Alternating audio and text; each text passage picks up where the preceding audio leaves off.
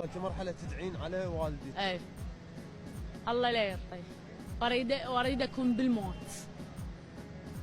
شو نسوي لك؟ احكي لي اريد اكو أعرف. اب اكو اب يفعل ببته.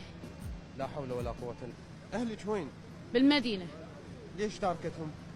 هم طردوني بالشارع. ابوي يقول لي لا تجيبي لي فلوس، لا ما تلفين لي البيت.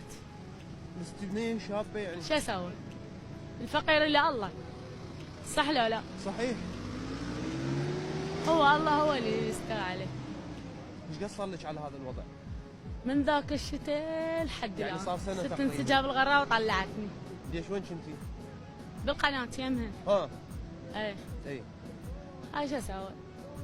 شلون تصارعين هاي الحياة يعني شلون تواجهيها؟ الحمد لله على دول العالم.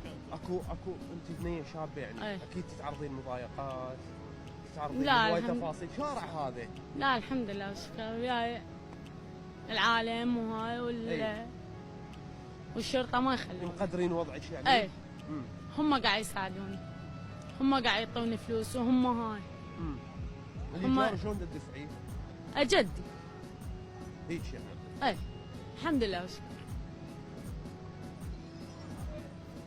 يعني شنو ردة فعل ابوك من يشوفك انت بالشارع وتباتين برا؟ يرتاح.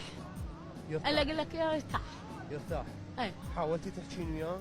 حاولت وهاي بس هو شنو ردة فعله كانت من يقول لي جيبي لي فلوس، لا ما تلفين بعد للبيت. زين، وانت من ذاك اليوم لهذا اليوم ما رايحه؟ اي الله لا يفقه، من هاي اللي اقول لك اياها. وصلت مرحلة تدعين على والدك. اي الله لا يرضي، واريد اكون بالموت. شو نسوي لك؟ احكي لي اريد اكو أعرف. اب اكو اب يفعل ببته. لا حول ولا قوة الا بالله. اكو اب يفعل ببته وهي طلعتها بالشارع، عمرها 13 سنه بالشوارع. لا حول ولا قوة الا بالله. هاي وياه صارت؟ يعني هو فعل بيه. يعني هو صاحب ارادته يتعاطى بإرادته. شيء، ياخذ شيء يتعاطى بدون وعي. بدون وعي. هسه واحنا ما جاي نبرر له. مرت ابوي هي اللي تقول له روح افعل ببتك، لا تطلقني.